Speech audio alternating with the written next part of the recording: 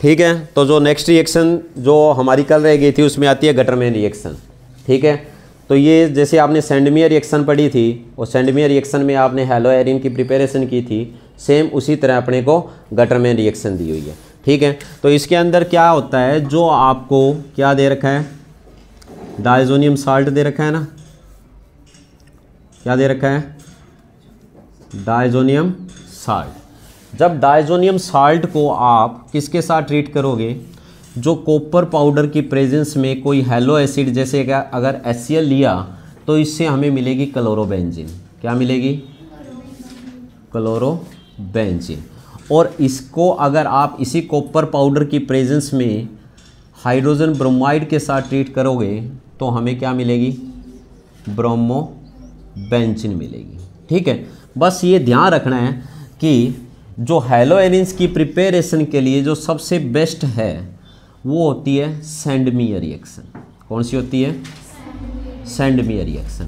क्यों, क्योंकि इसके अंदर जो हमें यील्ड मिलेगी, क्या मिलेगी, जो यील्ड मिलेगी वो क्या है, गटरमैन रिएक्शन की कंपेयर में क्या मिलेगी, ज़्यादा मिलेगी। क्या मिलेगी, ज़्यादा मिलेगी। ठीक है, इसलिए गटरमैन रिएक्शन की कंपेयर में सेंडमियर रिएक्शन को बेस्ट माना जाता है। क्लियर हुआ। ठीक है, उसके बाद देखो कमर्शियल प्रिपरेशन, बाई चांस पूछ ले, कमर्शियल प्रिपरेशन ऑफ क्लोरोबेंजीन। ठीक है, क्लोरोबेंजीन की कमर्शियल प्रिपरेशन पूछी जा सकती है अगर कोई टफ क्वेश्चन बनाए तो। ठीक है, इसको बोलते हैं रेसिक प्रोसेस। इस प्रोसेस से यानी ये कंपटीशन का क्वेश्चन बनता है वैसे। ठीक है, जिसमें क्या करेंगे, जो बेंजीन के जो वेपर होते हैं उसको ऑक्सीजन और HCl गैस के साथ किसके ऊपर से पास किया जाता है, हीटेड के ऊपर, क्लोराइड के ऊपर से। ठीक है, इसको रेसिक प्रोसेस बोलेंगे, जिससे बनेगी क्या, क्लोरोबेंजीन। ये कमर्शियल प्रिपरेशन है, इंपॉर्टेंट है, हो जाएगा। ठीक है, तो ये हमारी सारी प्रिपरेशन यहाँ पे कंप्लीट होती है। ठीक है, उसके बाद हम स्टडी करेंगे यहाँ पे physical property. Physical property study करेंगे हैलो एल्केन और हैलो एरिन्स के बारे में।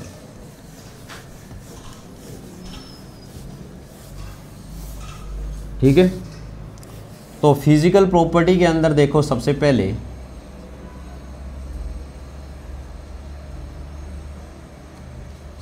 अपने को क्या दिया है, फिजिकल प्रॉपर्टीज़ के अंदर सबसे पहले बात आती है हमेशा फिजिकल स्टेट की बात आती है। तो जो लोअर मेंबर होते हैं, लोअर मेंबर्स होंगे, ठीक है, किसके, हैलो एल्केन्स के। ठीक है, 1 to 2 कार्बन। ठीक है, तो वो ज़्यादातर क्या होंगे, गैस होंगे। ठीक है, और जो हायर मेंबर्स अपने को मिलेंगे इसके अंदर वो सारे के सारे क्या होंगे, या तो सॉलिड होंगे या लिक्विड होंगे, सॉलिड या लिक्विड मिलेंगे। ठीक है, और फिर अगर आप बात करो तो जो एल्काइल फ्लोराइड या क्लोराइड की आप बात करो, ठीक है, ये लगभग क्या होते हैं, कलरलेस गैसेस के अंदर ही आते हैं ना। लोअर मेंबर क्या होंगे, कलरलेस होंगे। जबकि यहाँ पे अगर अपने को क्या दिए हैं, ब्रोमाइड और आयोडाइड दिए हैं। ठीक है, तो ये क्या है, जैसे ही लाइट के कांटेक्ट में आएंगे तो क्या कर लेंगे, कलर डेवलप कर लेते हैं। ठीक है, किसकी प्रेजेंस में, लाइट की प्रेजेंस में। ठीक है, इनके बारे में कुछ ज़्यादा नहीं पढ़ना, बस नॉर्मल आपको पता होना चाहिए। समझ में आया।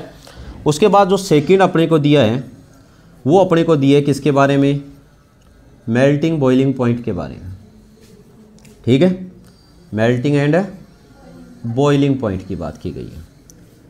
तो हम जानते हैं कि जो एल्काइल हैलाइड होते हैं, ये आपको एल्काइल हैलाइड दिए।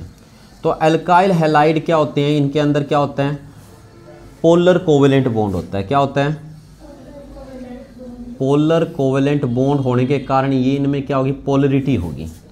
ठीक है, तो जो एल्काइल हैलाइड होते हैं वो एक तो क्या है, पोलर कंपाउंड है। जैसे दूसरा इनका जो मॉलिक्यूलर मास होता है वो इनके पेरेंट हाइड्रोकार्बन की कंपेयर में क्या होता है, ज़्यादा होता है। ठीक है, तो ये दोनों फैक्टर मिलके कौन कौन से, एक तो क्या है पोलैरिटी हो गई, ठीक है, और दूसरा क्या हो गया इनका जो मॉलिक्यूलर मास होता है, क्या होता है मॉलिक्यूलर मास किसका, एल्काइल हैलाइड का। ठीक है, ये एल्काइल हैलाइड की बात है, ये क्या होती है ज़्यादा होगी किसकी कंपेयर में, पेरेंट से, मतलब हाइड्रोकार्बन से ही इसको हमने बनाया है ना, एल्केन से ही क्या बने हैं, हेलो एल्केन बने।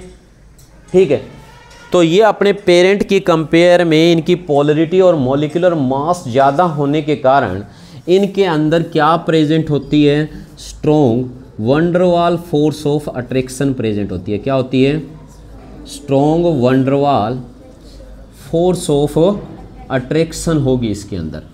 तो ये strong van der Waals force of attraction जब होगी तो इसका मतलब क्या होगा, इनका जो मेल्टिंग या बॉइलिंग पॉइंट है एल्काइल हैलाइड का, वो क्या होगा, जो इनके हाइड्रोकार्बन है कोरस्पॉन्डिंग पेरेंट जो होंगे उनकी कंपेयर में क्या मिलेगा, हाई मिलेगा। ठीक है, जैसे जैसे मॉलिक्यूलर मास इंक्रीज होता जाएगा, ठीक है, वैसे वैसे क्या होगा, जो बॉइलिंग पॉइंट है या मेल्टिंग पॉइंट है वो भी क्या होता जाएगा, इंक्रीज होता जाएगा। समझ में आ गई बात। ठीक है, इतना क्लियर। जैसे आपसे पूछे अगर सेम आपको क्या है एल्काइल ग्रुप दिया है तो क्या होगा, इस ऑर्डर के अंदर जो मेल्टिंग या बॉइलिंग पॉइंट जो है वो क्या होगा, इंक्रीज होगा। क्यों, क्योंकि क्या हो रहा है, मास इंक्रीज हो रहा है हैलोजन एटम का। समझ में आ गई बात। ठीक है, सेम एल्काइल ग्रुप के लिए कोई डाउट किसी को, अगर डिफरेंट एल्काइल ग्रुप दिए हैं आपको, जैसे यहाँ पे क्या दिए CH3F दिए, यहाँ पे CH3CH2F दिए, या Cl ले लो क्योंकि बुक वाले Cl ही लेके चलते हैं ना, कई बार ये भी कह देंगे पॉसिबल नहीं है तो हम क्यों पंगा लें। ठीक है, क्लोरीन का एग्जाम्पल ले लो, ये मास बढ़ रहा है ना, साइज बढ़ रहा है, मास बढ़ रहा है तो क्या होगा, क्या होगा, मास बढ़ेगा तो क्या होगा, जो वंडरवाल फोर्स ऑफ अट्रैक्शन है वो भी क्या होगी, बढ़ेगी। तो मेल्टिंग बॉइलिंग पॉइंट दोनों क्या होंगे, इंक्रीज होंगे। समझ में आया इतना। ठीक है, आगे देखो, इसी के अंदर कई बातें पूछ ली जाती हैं ना। अगर आपको क्या दे रखे हैं, आइसोमेरिक हेलो एल्केन दे रखे हैं ना, आइसोमेरिक हेलो एल्केन, मतलब फार्मूला सेम है बट स्ट्रक्चरल अरेंजमेंट क्या मिल रहे हैं, डिफरेंट मिल रहे हैं। तो सीधी सी बात है, आपको ध्यान रखना है कि जो स्ट्रेट चेन मॉलिक्यूल होते हैं, क्या होते हैं, स्ट्रेट चेन मॉलिक्यूल, वो क्या शो करेंगे, जो स्ट्रेट चेन मॉलिक्यूल होते हैं ना उनमें क्या होती है, जो सरफेस एरिया होता है उनका वो क्या होता है, लार्ज होता है। सरफेस एरिया क्या होता है उनका, और जितना ज़्यादा सरफेस एरिया होता है ना उतनी ही ज़्यादा क्या होती है, हमेशा वंडरवाल फोर्स ऑफ अट्रैक्शन होती है। और जितनी ज़्यादा वंडरवाल फोर्स ऑफ अट्रैक्शन होगी उतना ही ज़्यादा अपने को क्या मिलेगा, हाई क्या मिलेगा, मेल्टिंग पॉइंट, ठीक है, या बॉइलिंग पॉइंट मिलेगा। समझ में आए, कंसेप्ट ये है। ठीक है, और हमें पता है जैसे जैसे अगर ब्रांचिंग बढ़ रही है, क्या हो रही है, ब्रांचिंग अगर इंक्रीज होती है तो उससे क्या होगा, जो सरफेस एरिया होगा वो क्या हो जाएगा, वो डिक्रीज हो जाएगा। ठीक है, तो जो ये मेल्टिंग पॉइंट है ये क्या मिलेगा अपने को, लो मिलेगा। क्यों, क्योंकि वंडरवाल फोर्स ऑफ अट्रैक्शन क्या हो जाएगी, कम हो जाएगी ना, जैसे जैसे सरफेस एरिया कम होगा। क्लियर हुआ कंसेप्ट। ठीक है, तो यहाँ पे देखो, अगर आपको कोई एग्जाम्पल दिया है, ठीक है, चाहे आप ब्यूटेन का ले लो चाहे पेंटेन का ले लो, ठीक है, हेलो पेंटेन या हेलो ब्यूटेन दे रखा है। मान लो आपको ये दे रखी है क्लोरो ब्यूटेन, क्या दे रखी है, क्लोरो ब्यूटेन दे रखी है। ठीक है, और जो दूसरी अपने को दे रखी है वो भी हमें क्लोरो ब्यूटेन दी है। ठीक है,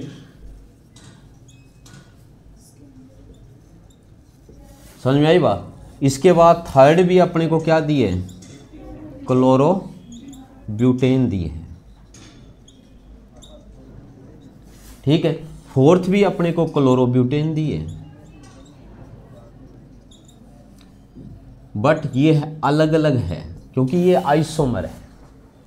ठीक है, ये टर्टब्यूटाइल क्लोराइड हो गया, ये 2 क्लोरोब्यूटेन हो गया, ये हमें पता है क्या हो गया 2 मिथाइल नहीं 1 क्लोरो 2 मिथाइल प्रोपेन हो गया। ठीक है, ये क्लोरोब्यूटेन है तो फार्मूला सेम ही ना। तो हमें पता है कि सबसे ज़्यादा भाई किसका होगा, इसका होगा, ब्रांचिंग नहीं है।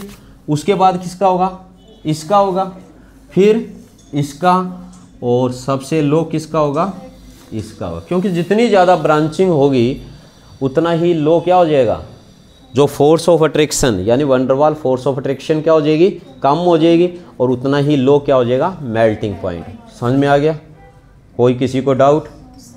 ठीक है, बाई चांस आपसे ये पूछ ले कि आपको ये दे रखा है CCl4 CHCl3 CH2Cl2 और CH3Cl, तो किसका सबसे ज़्यादा होगा, इसका होगा। क्योंकि जैसे जैसे मास बढ़ेगा, मास किसका ज़्यादा होगा, इसका। ठीक है, तो उसी का ही क्या होगा, जो मेल्टिंग पॉइंट है या बॉइलिंग पॉइंट है वो क्या होगा, हाई होगा। ठीक है, हो गया, ये था हेलो एल्केन का कंसेप्ट। ठीक है, उसके बाद बात करते हैं हम हेलो एरिन्स की। ठीक है, तो देखो हेलो एरिन्स के अंदर क्या होगा। हेलो एरिन्स की अगर हम बात करें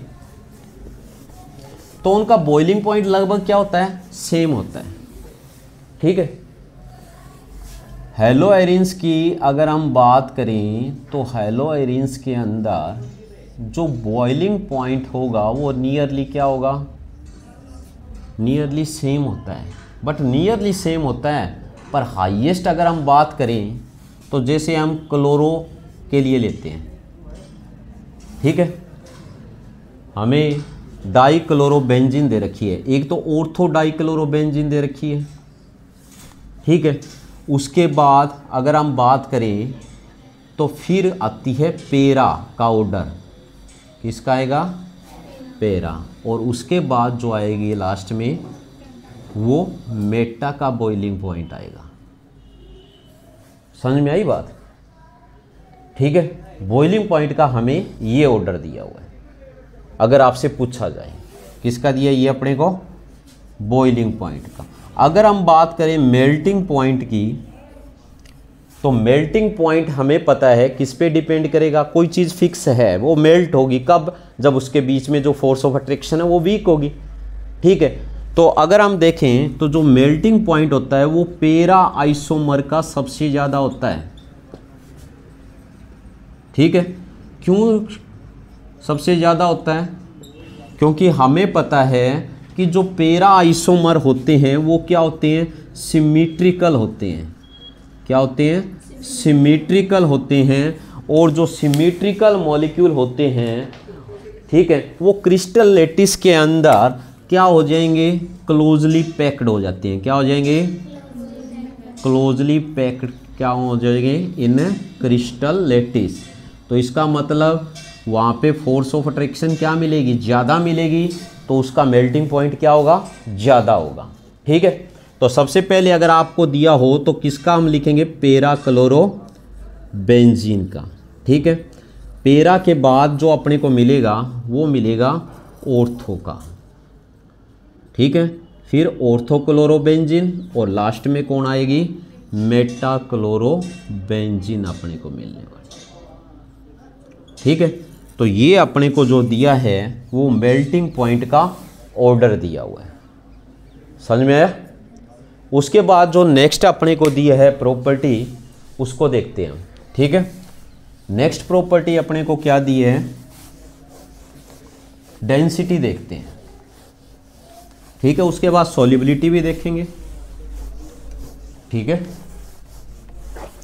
या आप कुछ और भी देख सकते हो। तो नेक्स्ट प्रॉपर्टी जो अपने को दी है वो दी है डेंसिटी। डेंसिटी के अंदर यहाँ पे अपने को बताया है कि जो एल्काइल फ्लोराइड और एल्काइल क्लोराइड होते हैं ये वाटर की कंपेयर में क्या होते हैं, हल्के होते हैं, इनकी डेंसिटी कम होती है। ठीक है, समझ में आई बात। या आप कह सकते हो सीधा, अगर आपसे एल्काइल हैलाइड का पूछा जाए तो ये क्या होते हैं, हैवियर होते हैं, किसकी कंपेयर में, वाटर की कंपेयर। ठीक है, शॉर्ट में याद रखना है तो यही आइडिया है। ठीक है, और हमें पता है कि डेंसिटी कैसे होगी, जिसका मास ज़्यादा होगा तो डेंसिटी का ऑर्डर भी वही होगा ना, जिसका मास होगा। ठीक है, उसी के अकॉर्डिंग क्या हो जाएगी, डेंसिटी हो जाएगी। समझ में आई बात। जैसे मास बढ़ेगा वैसे डेंसिटी बढ़ेगी। ठीक है, जैसे ये अपने को दिया है CCl4 CHCl3, ये मैं इसलिए करवा रहा हूँ कि आपको साथ के साथ कोई कॉम्पिटिटिव जो क्वेश्चन है वो इसी तरह के मिलते हैं, वहाँ पे आपसे ऑर्डर पूछा जाता है कि किसकी डेंसिटी ज़्यादा है, हाईएस्ट है, कर लोगे ये डेंसिटी का, क्योंकि मास बढ़ेगा तो डेंसिटी भी बढ़ेगी। एल्काइल ग्रुप सेम है, मास जिसका ज़्यादा है तो डेंसिटी भी उसकी भी क्या होगी, ज़्यादा होगी। क्लियर है। उसके बाद देखो नेक्स्ट प्रॉपर्टी अपने को दी है डाइपोल मूवमेंट। डाइपोल मूवमेंट हमने पढ़ा था, किसके बारे में बताता है, कोई मॉलिक्यूल की पोलरिटी के बारे में बताता है। जितना ज़्यादा इलेक्ट्रोनेगेटिविटी डिफरेंस होगा उतना ही ज़्यादा मॉलिक्यूल क्या होता है, पोलर होता है। तो हमने एल्काइल हैलाइड उनके केस में देखी थी ना, देखी थी कि जो हमने देखा था, किसका देखा था हमने, मिथाइल ग्रुप के लिए देखा था। ठीक है, तो वो मैंने एक क्वेश्चन भी करवाया था नेचर के अंदर, जो क्लोरोमीथेन होती है वो फ्लोरोमीथेन की कंपेयर में ज़्यादा डाइपोल मोमेंट शो करेगी। ठीक है, तो ये आपने ऑर्डर पढ़ा था। ठीक है, पर इनकी कंपेयर में जो हेलो एरिन्स होती हैं उनका जो डाइपोल मोमेंट होता है वो क्या होता है, लो होता है। ठीक है, हम यहाँ पे हेलो एरिन्स का देख रहे हैं, तो हेलो एरिन्स के अंदर अगर आप देखोगे तो जो सबसे ज़्यादा जो डाइपोल मोमेंट मिलेगा तो हमें ऑर्थो का मिलेगा, क्योंकि डाइपोल मोमेंट क्या एक वेक्टर क्वांटिटी है जो जिसका मैग्नीट्यूड और डायरेक्शन दोनों होती है। ठीक है, उसके बाद जो हमें मिलेगा वो किसका मिलेगा, मेटा का मिलेगा। किसका मिलेगा, मेटा का। और लास्ट में जो हमें मिलेगा, क्योंकि ये सिमेट्रिकल है, इक्वल एंड अपोजिट डायरेक्शन है, तो ये मिलेगा। मतलब इसका जो डाइपोल मोमेंट होता है वो होता है 0। इन सभी का नॉट इक्वल टू 0 होगा। वैल्यू याद नहीं रखनी, बस पता होना चाहिए, हो जाएगा। उसके बाद जो नेक्स्ट अपने को दी है प्रॉपर्टी वो दी है सॉल्युबिलिटी।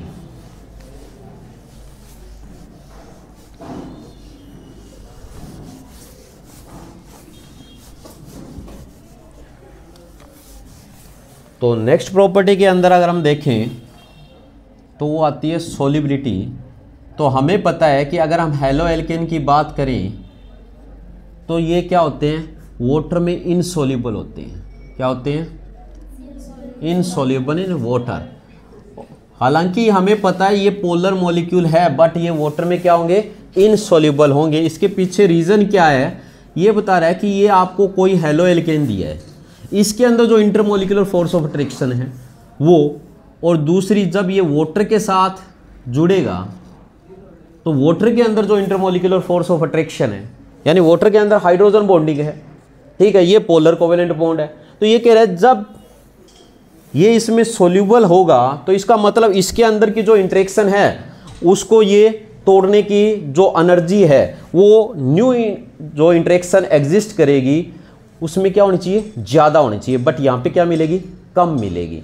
तो इसलिए यहाँ पे बॉन्ड फॉर्मेशन पॉसिबल नहीं है, मतलब यहाँ पे सॉल्युबिलिटी नहीं होगी, इसलिए ये क्या होंगे, लो सॉल्युबल होंगे। तो आपको इसमें ज़्यादा नहीं याद रखना, बस ऐसा सीधा ही लिखोगे कि ये वाटर में क्या होते हैं, इनसॉल्युबल होते हैं, बट क्या होते हैं, ऑर्गेनिक जो सॉल्वेंट है, ठीक है, ऑर्गेनिक सॉल्वेंट के अंदर ये क्या होते हैं, सॉल्युबल होते हैं। ठीक है, जैसे बेंजीन दे रखी है, कार्बन डाइसल्फाइड दे रखी है, क्लोरोफॉर्म, ईथर वगैरह कुछ दे रखी है, ठीक है, एटसेट्रा। इनके अंदर क्या होते हैं, सॉल्युबल। क्योंकि जब ये इनके साथ जो इनकी इंटरेक्शन होगी या इनके जो बॉन्ड बनेंगे वो सेम उसी नेचर के होंगे जो हेलो एल्केन के अंदर एग्जिस्ट कर रहे हैं। ठीक है, तो इसके अंदर ज़्यादा डीपली स्टडी करने की ज़रूरत नहीं है, बस इतना आपको पता होना चाहिए। उसके बाद जो 6th प्रॉपर्टी दी है अपने को, वो कौन सी दी है? स्टेबिलिटी की बात करते हैं। एल्काइल हैलाइड की जो स्टेबिलिटी की अगर हम बात करें, तो जो स्टेबिलिटी होती है कोई भी हेलो एल्केन की, वो किसके ऊपर डिपेंड करेगी? बॉन्ड स्ट्रेंथ पे। ठीक है, स्टेबिलिटी किस पे डिपेंड करती है? बॉन्ड स्ट्रेंथ पे। और बॉन्ड स्ट्रेंथ बॉन्ड लेंथ पे डिपेंड करेगी। तो इसका मतलब जिसकी बॉन्ड लेंथ कम है वो बॉन्ड क्या होगा? ज़्यादा स्ट्रॉन्ग होगा। ठीक है, समझ में आई बात? तो इसका मतलब ये जो आपको क्या मिलेगा? स्टेबिलिटी ऑर्डर मिलेगा। क्या मिलेगा? Stability order. ठीक है, समझ में आया? इसके बाद लास्ट प्रॉपर्टी इसने दी है इनफ्लामेबिलिटी। तो ये अपने पेरेंट्स की कंपेयर में क्या होते हैं? लेस इनफ्लामेबल होते हैं, मतलब आग पकड़ना, जलना। ठीक है, समझ में आई बात? तो इसीलिए एक नाम याद रखना, कार्बन टेट्राक्लोराइड है जिसको हम पायरीन के नाम से जानते हैं। ये ऑप्शनल क्वेश्चन में पूछा जाता है। ठीक है, इसका यूज़ किया जाता है किसमें? फायर एक्सटिंग्विशर, आग बुझाने के काम आता है। ये इंपॉर्टेंट क्वेश्चन है। क्लियर? तो ये हो जाती है यहाँ पे इसकी सारी फिजिकल प्रॉपर्टीज़। ठीक है, उसके बाद जो हम स्टडी करेंगे वो करेंगे केमिकल प्रॉपर्टी या केमिकल रिएक्शन। ठीक है, तो जो हेलो एल्केन्स हैं उसमें 3 टाइप्स की केमिकल रिएक्शन हम स्टडी करेंगे। ठीक है, तो जो आपको केमिकल रिएक्शन दी है यहाँ पे हम 3 टाइप्स की करेंगे। नंबर फर्स्ट जो होगी वो होगी nucleophilic substitution reaction. Nucleophilic substitution reaction. Number second हम पढ़ेंगे एलिमिनेशन रिएक्शन। ठीक है, और नंबर थर्ड जो होगी रिएक्शन विद मेटल, मेटल के साथ रिएक्शन। ठीक है, ये 3 टाइप्स की रिएक्शन स्टडी करने वाले हैं।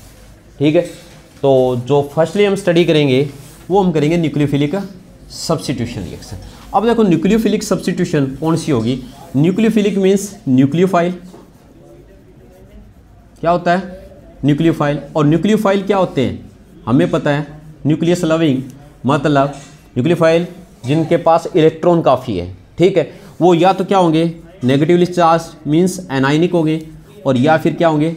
न्यूट्रल मॉलिक्यूल होंगे जिसके पास क्या होंगे? लोन पेयर इलेक्ट्रॉन होंगे। एनाइनिक में तो नेगेटिव चार्ज है, तो इसका मतलब उसके पास क्या है? इलेक्ट्रॉन है जो किसी को डोनेट कर सकता है। ठीक है, तो देखो सब्स्टिट्यूशन का मतलब क्या होती है? रिप्लेसमेंट। ठीक है, इसके नेम से समझो। तो न्यूक्लियोफिलिक सब्स्टिट्यूशन रिएक्शन कौन सी होगी? जिसके अंदर एक न्यूक्लियोफाइल क्या करेगा? दूसरे न्यूक्लियोफाइल को रिप्लेस कर देगा। ठीक है, तो उसको हम क्या बोलेंगे? Nucleophilic substitution reaction. तो न्यूक्लियोफिलिक सब्स्टिट्यूशन कौन सी होगी? Those reaction in which a strong nucleophile क्या करेगा? क्या कर देगा? डिस्प्लेस कर देगा ना, डिस्प्लेस ए वीक न्यूक्लियोफाइल। ठीक है, जो मॉलिक्यूल दिया आपको, उस मॉलिक्यूल में क्या है कि आप जब उसकी रिएक्शन कराते हो तो उसमें क्या है? एक स्ट्रॉन्ग न्यूक्लियोफाइल। उस मॉलिक्यूल मतलब हेलो एल्केन्स की बात हो रही है यहाँ पे। जो हेलो एल्केन्स हैं उनमें क्या होती है? न्यूक्लियोफिलिक सब्स्टिट्यूशन रिएक्शन होती है। ठीक है, तो मेनली बात ये आपको पता होना चाहिए, हमेशा ये क्वेश्चन रहेगा जनरल कंसेप्ट में कि हेलो एल्केन्स में किस टाइप की रिएक्शन होती है? न्यूक्लियोफिलिक सब्स्टिट्यूशन रिएक्शन होती है। ठीक है, कि जब एल्काइल हैलाइड को हम किसी ऐसे रीजेंट से ट्रीट करते हैं जिसमें क्या एक स्ट्रॉन्ग न्यूक्लियोफाइल है, तो क्या है? जो एल्काइल हैलाइड का जो हैलोजन है वो क्या हो जाएगा? डिस्प्लेस हो जाएगा, और उसकी जगह क्या कौन ले लेगा? एक स्ट्रॉन्ग न्यूक्लियोफाइल ले लेगा। तो एक स्ट्रॉन्ग न्यूक्लियोफाइल क्या कर रहा है? इस रिएक्शन में एक वीक न्यूक्लियोफाइल को डिस्प्लेस कर रहा है, तो इसलिए इसको हम बोलेंगे न्यूक्लियोफिलिक सब्स्टिट्यूशन रिएक्शन। ठीक है, जो डिस्प्लेस होगा कोई भी जो मॉलिक्यूल, वो अपने पेयर ऑफ इलेक्ट्रॉन जो लेके रिलीज होगा, इसलिए उसको हम बोलेंगे लीविंग ग्रुप। ठीक है, और जो आके जुड़ रहा है उसको क्या बोलेंगे? अटैकिंग। ठीक है। तो यहाँ पे अपने को एग्जाम्पल दिया है, जैसे ये कोई न्यूक्लियोफाइल है और यहाँ पे अपने को दे रखा है एल्काइल हैलाइड।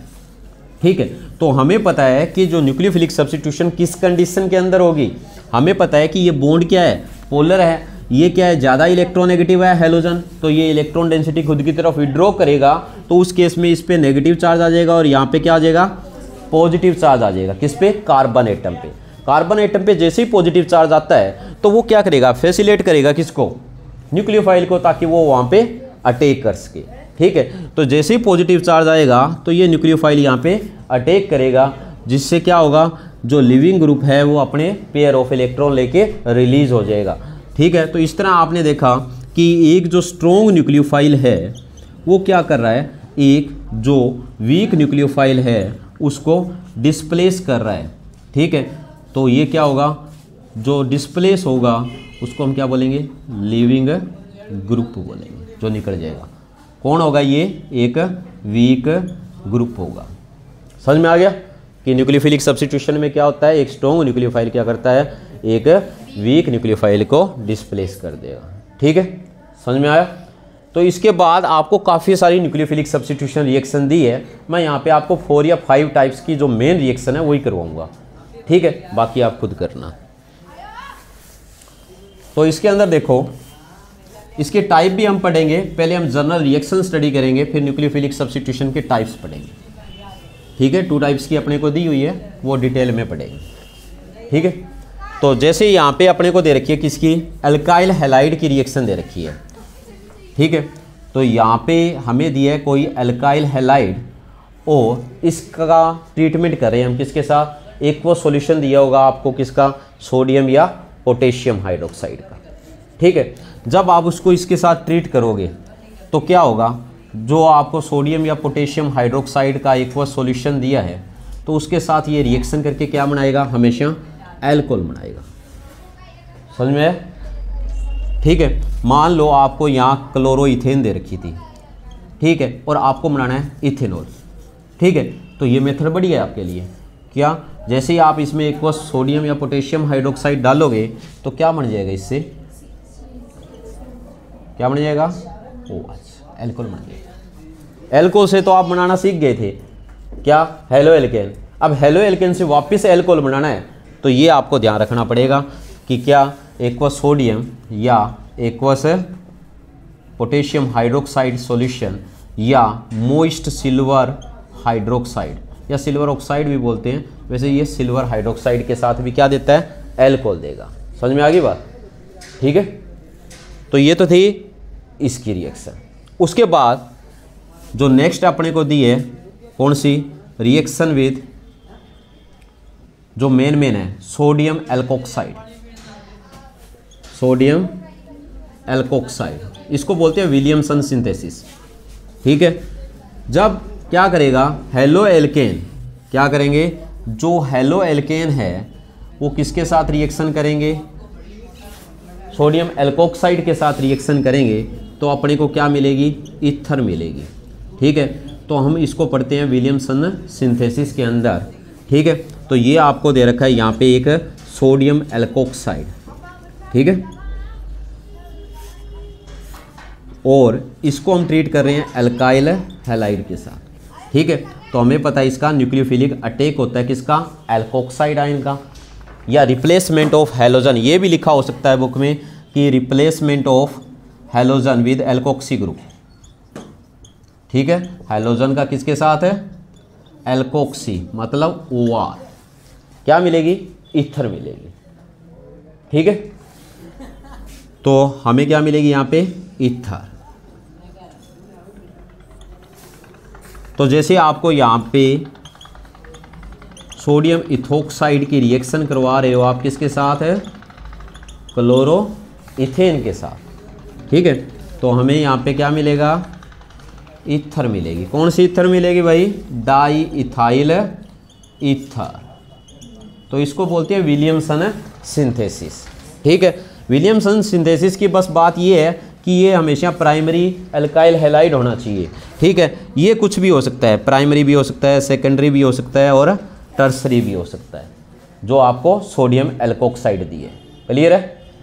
ठीक है, तो उसके जब एल्काइल हैलाइड किसके साथ रिएक्शन करते हैं, पोटेशियम नाइट्राइट के साथ रिएक्शन करते हैं, ठीक है, तो हमें क्या मिलेंगे, एल्केन नाइट्राइट मिलेंगे। क्या मिलेंगे,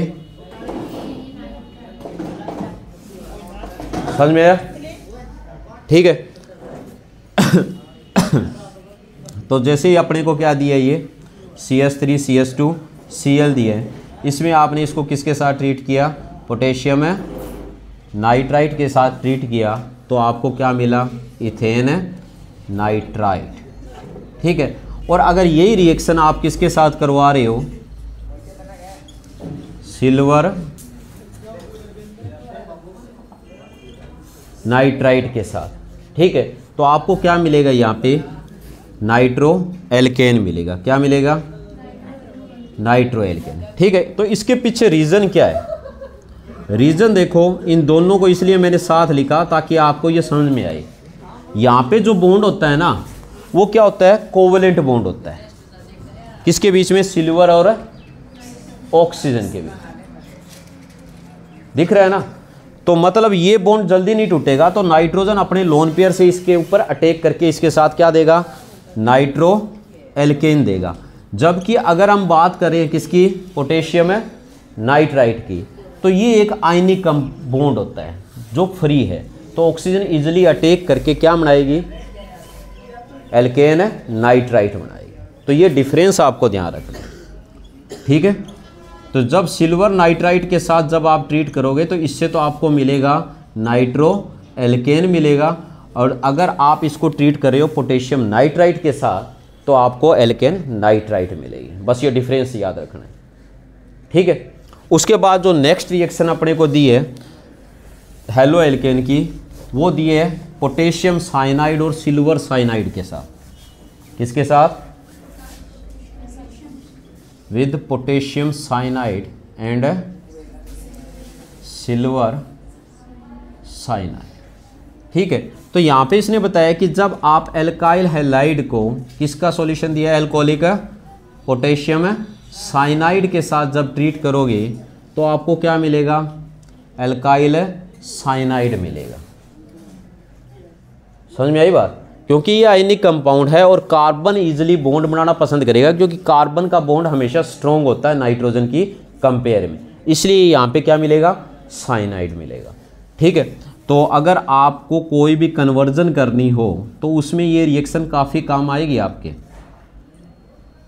ठीक है। जैसे एल्डिहाइड या कीटोन आप स्टडी करोगे तो यहाँ पे अगर आपको साइनो कंपाउंड प्रिपेयर करने हैं तो उसमें ये काम आएगा। अगर यहाँ पे हम इसकी बजाय क्या लेते, सिल्वर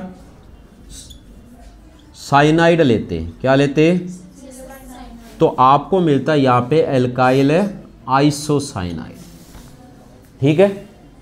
समझ में आई बात। तो ये दोनों बातें आपने ध्यान रखनी है जो कि इन रिएक्शनों के लिए मेन है कि आइसोसाइनाइड कैसे मिलेगा। वही बात है ना, इसमें बॉन्ड कोवेलेंट है, इजीली से नहीं टूटेगा, तो नाइट्रोजन के थ्रू लिंकेज होगी, नाइट्रोजन की थ्रू ही क्या होगा, न्यूक्लियोफिलिक अटैक होगा, तब अपने को क्या मिल रहा है यहाँ पे, आइसोसाइनाइड। क्लियर हुआ, ठीक है। उसके बाद देखो नेक्स्ट रिएक्शन,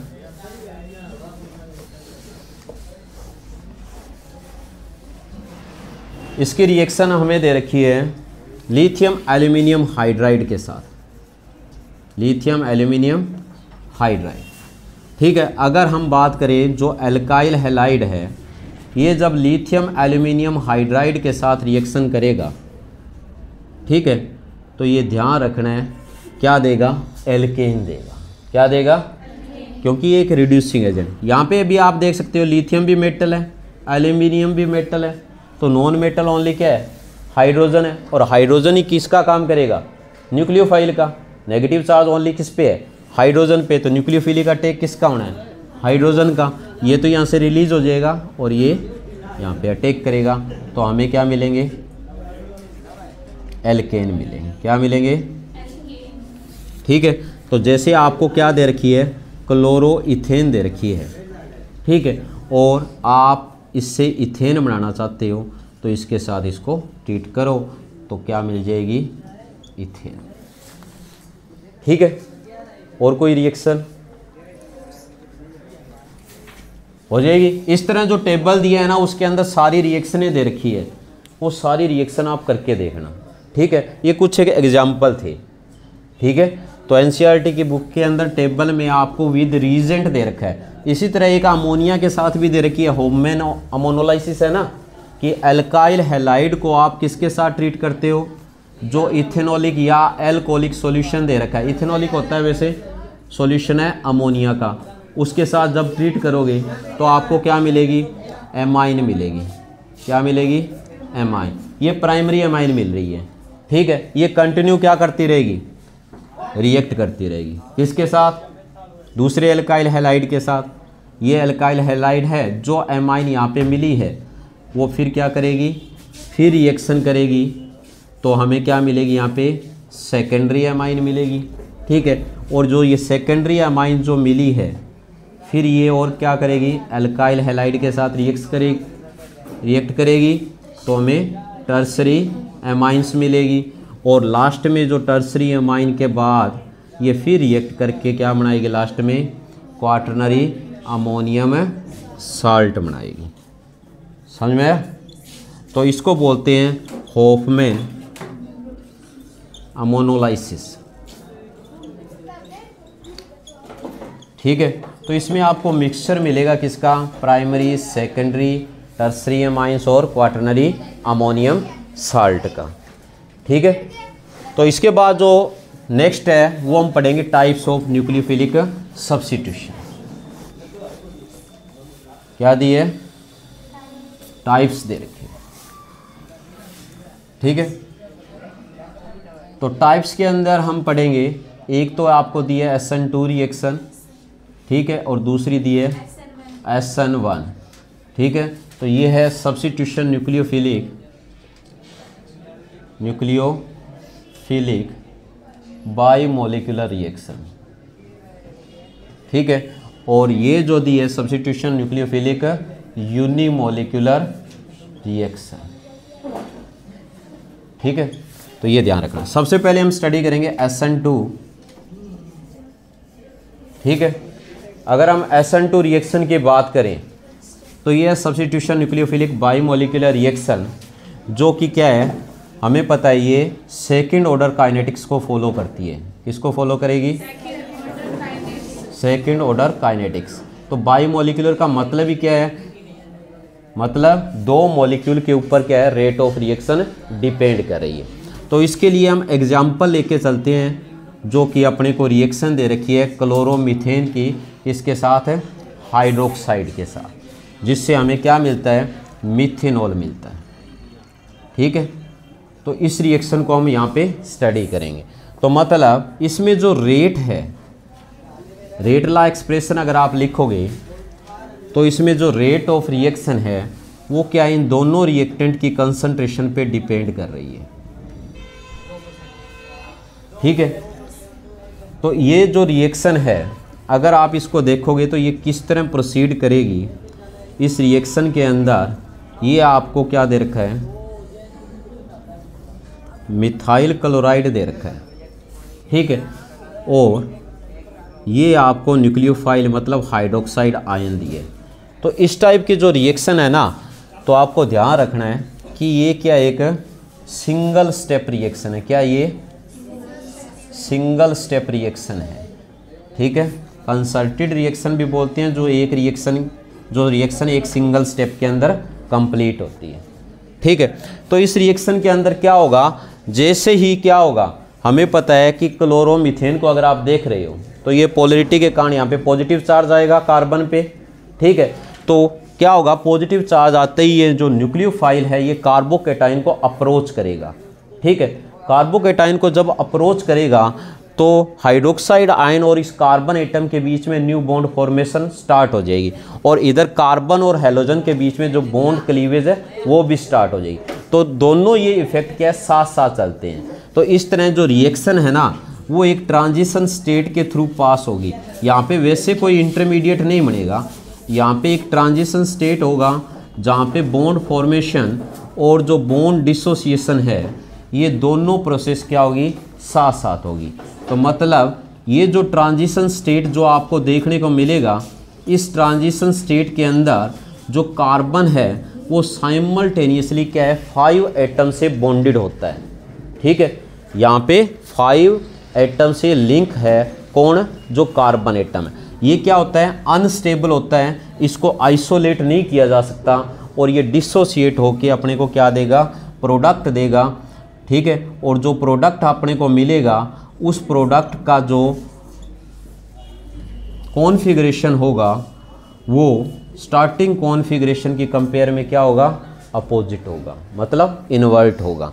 क्यों, क्योंकि यहाँ पे जो लिविंग ग्रुप है उसकी अपोजिट साइड से क्या होता है, न्यूक्लियोफाइल का अटैक होता है।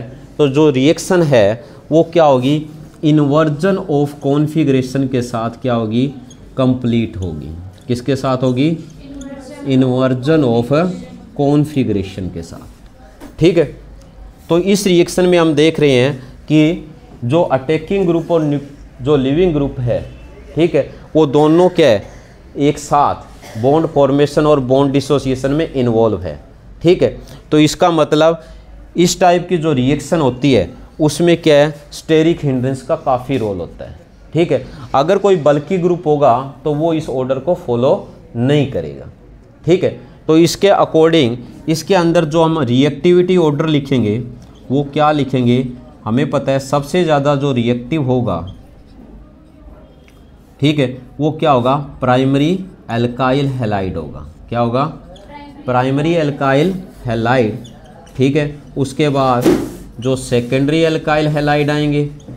ठीक है, और उसके बाद टर्सरी एल्काइल हैलाइड होंगे। ठीक है, तो ये थी SN2 रिएक्शन। ठीक है, उसके बाद जो अपने को दी है वो है SN1 रिएक्शन। ठीक है, ज़्यादा टाइम नहीं लगाएंगे हम इसमें। जो मेन पॉइंट है जो आपको आने चाहिए बस उसके अकॉर्डिंग ही मैं पढ़ा रहा हूँ आपको, बाकी इसमें जो डिफरेंस आएगा वो मेन है। ठीक है, तो अगर हम SN1 रिएक्शन स्टडी कर रहे हैं तो SN1 रिएक्शन जैसे नाम से पता चलता है कि ये क्या होती है, सब्स्टिट्यूशन। ठीक है, न्यूक्लियोफिलिक यूनिमोलिकुलर रिएक्शन। ठीक है, S mean substitution, N mean nucleophilic और 1 मीन्स यूनिमोलिकुलर रिएक्शन। मतलब ये जो रिएक्शन है ये क्या है, फर्स्ट ऑर्डर काइनेटिक्स को फॉलो करती है। क्या करती है, फर्स्ट ऑर्डर काइनेटिक्स को फॉलो करेगी। मतलब ये फर्स्ट ऑर्डर रिएक्शन होगी, मतलब जो रेट ऑफ रिएक्शन है वो ओनली 1 रिएक्टेंट की कंसंट्रेशन पे डिपेंड करेगी। ठीक है, और ये क्या होती है, ये 2 स्टेप रिएक्शन होती है। ठीक है, क्या होती है, 2 स्टेप रिएक्शन। ठीक है, तो यहाँ पे हम एग्जाम्पल लेते हैं जो अपने को दिया है, क्या है, रिएक्शन बिटवीन जो टर्ट ब्यूटाइल क्लोराइड या टर्ट ब्यूटाइल ब्रोमाइड ले सकते हो आप, जैसे बुक ने लिए, एंड हाइड्रोक्साइड आयन। ठीक है, अगर आप इसके लिए रेट ला एक्सप्रेशन लगाओगे तो जो रेट होगी वो ओनली 1 रिएक्टेंट की कंसंट्रेशन पे डिपेंड करेगी जो अपने को दिए हैं टर्ट ब्यूटाइल ब्रोमाइड। ठीक है, तो ये रिएक्शन किस तरह होगी, हमें पता है कि ये रिएक्शन 2 स्टेप के अंदर होगी। ठीक है, तो उसका जो स्टेप फर्स्ट है, स्टेप फर्स्ट में क्या होगा, formation of carbocation. First step क्या है, फॉर्मेशन ऑफ कार्बोकेटाइन। तो फर्स्ट स्टेप में कार्बोकेटाइन की फॉर्मेशन होगी। जैसे आपको टर्ट ब्यूटाइल ब्रोमाइड दिया है, ठीक है, तो उसमें क्या होगा, जो सबसे पहले रिमूवल ऑफ हैलाइड आयन आएगा। ठीक है, जैसे ये हैलाइड आयन यहाँ से रिमूव हो जाएगा तो ये स्लो स्टेप होता है जो कि रेट डिटरमाइनिंग स्टेप होता है। तो इससे बनेगा यहाँ पे एक कार्बोकेटाइन। जो कार्बोकेटाइन जो बनेगा, हमें पता है इसमें क्या है, 3 एल्काइल ग्रुप जुड़े हैं, तो ये इसको क्या कर देंगे, स्टेबलाइज कर देंगे ना। तो टर्सरी कार्बोकेटाइन सबसे ज़्यादा स्टेबल होता है। क्यों, क्योंकि यहाँ पे क्या है, इसके प्लस आई इफेक्ट से ये स्टेबलाइज हो जाएगा। और ये क्या होता है, स्लो स्टेप होता है। उसके बाद इसने बताया कि जो स्टेप सेकंड होगा, ठीक है, उसके अंदर क्या होगा, न्यूक्लियोफिलिक अटैक होगा। क्या होगा, न्यूक्लियोफिलिक अटैक। ठीक है। तो न्यूक्लियोफिलिक अटैक किस तरह होगा, जो आपको कार्बोकेटाइन दिया है ये यहाँ पे, ये कार्बोकेटाइन जो बना है उस पे न्यूक्लियोफिलिक अटैक आइदर साइड से हो सकता है, लेफ्ट साइड से भी हो सकता है और राइट साइड से भी हो सकता है, ठीक है। तो यहाँ पे दोनों टाइप के ये चांसेस रहते हैं यहाँ पे, यानी रीअरेंजमेंट टाइप की एक रिएक्शन होती है ये, ठीक है। तो अगर ये लेफ्ट साइड से होगा तो मतलब इन्वर्जन ऑफ कॉन्फ़िगरेशन के साथ क्या हो रही है, रिएक्शन हो रही है, क्योंकि जो लिविंग ग्रुप है उसकी अपोजिट साइड में क्या है, अटैकिंग ग्रुप जुड़ रहा है। अगर ये राइट साइड से अटैक कर रहा है तो हम कहेंगे कि रिएक्शन क्या है, रिटेंशन ऑफ कॉन्फ़िगरेशन के साथ है कंप्लीट हो रही है, ठीक है। तो मतलब दोनों के क्या होते हैं, 50-50% चांस अपने को मिलेंगे, ठीक है। तो यहाँ पे एक क्वेश्चन और अटेम्प्ट हो जाता है कि आपसे एग्जाम में पूछा जाता है कि show SN1 reaction is accompanied by racemization, ठीक है, ठीक है। समझ में आया कि रेसेमाइजेशन होता है, मतलब इसमें दो टाइप के आपको आइसोमर मिलते हैं, ठीक है। तो उसको हम बोलते हैं रेसेमाइजेशन, दो डिफरेंट टाइप्स के आपको जो कॉन्फ़िगरेशन देखने को मिलेंगे, और ये रिटेंशन को ऑफ कॉन्फ़िगरेशन के साथ भी कंप्लीट हो रही है, ठीक है। तो इसके अंदर अगर आप देखोगे तो जो आपको रिएक्टिविटी ऑर्डर मिलेगा वो क्या होगा, वो कंप्लीटली क्या होगा, अपोजिट होगा किसका, SN2 का, ठीक है। इसमें क्या होंगे, जो टर्सरी एल्काइल हैलाइड होंगे वो सबसे ज़्यादा रिएक्टिव होंगे, ठीक है। फिर सेकेंडरी एल्काइल हैलाइड, ठीक है, और फिर प्राइमरी एल्काइल हैलाइड, ठीक है। ये हो गया इसका रिएक्टिविटी ऑर्डर। उसके बाद एक बात और इसमें बचती है कि जो एलाइलिक और बेंजाइलिक हैलाइड होते हैं, ठीक है, एलाइलिक एंड बेंजाइलिक हैलाइड जो होंगे वो किसको फॉलो करेंगे, SN1 मैकेनिज्म। किसको फॉलो करेंगे, क्यों फॉलो करेंगे, क्योंकि हमें पता है बिकॉज कार्बोकेटाइन जो बनेगा, carbocations form after removal of halogen is resonance stabilize, क्या हो जाएगा, रेजोनेंस स्टेबलाइज हो जाएगा, ठीक है।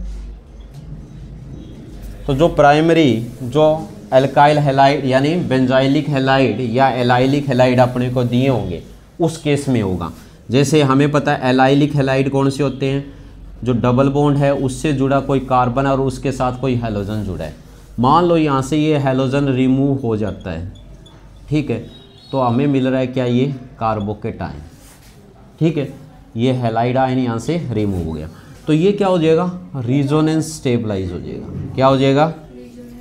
इसलिए ये किसको फॉलो करता है, SN1 मैकेनिज्म को। और इसी तरह अगर आपको क्या दिया है, बेंजाइलिक हैलाइड दिया है, ठीक है, बेंजाइलिक हैलाइड में क्या होगा, ये कंडीशन होगी, ठीक है, ये हैलोजन यहाँ से रिमूव हो जाता है तो क्या मिलेगा आपको, बेंजाइलिक कार्बोकेटाइन मिलेगा, और ये क्या हो जाएगा, रेजोनेंस स्टेबलाइज हो जाएगा, क्या हो जाएगा, रेजोनेंस स्टेबलाइज,